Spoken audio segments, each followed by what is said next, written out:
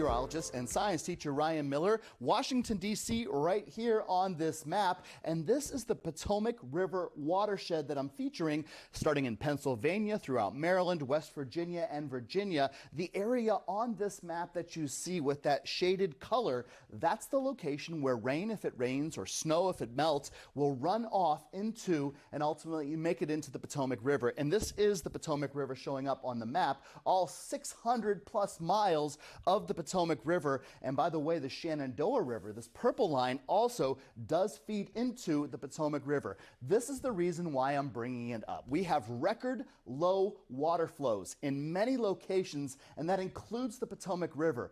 Why is that important? Our drinking water, the water that we have in our homes in D.C., the immediate metro, our water comes from and is sourced from the Potomac River. And with record low flows of water, that is really critically important because we don't have much water in the backup system. In fact, only one day should that level of flow go below the pipes that take that water from the Potomac and then get it filtered and treated and delivered to our homes. This is a 131-year-old record, with this low flow now being recorded at Point of Rocks in the Potomac.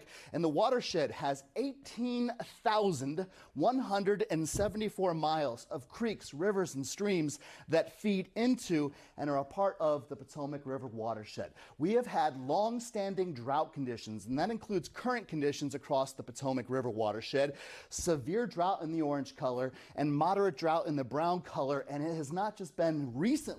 This long-standing drought condition has set up over the last several years. One of the big issues also, our watershed has seen profound changes over the last 25 years. Back in 2000, the population of the watershed was 5,300,000 and change, and we have seen a 33% growth in our population of the watershed, to the point now where over 7 million people live in the watershed. More people, more demand for water. And as I took a look at the data, a couple of things show up here. Out of the percentage of the year, the weeks out of the year, 50% or more of those weeks have seen drought conditions, and that includes 2023, 24, 25, and every week that we've had so far for 2026, the watershed has had 50% or more drought conditions across the entire area.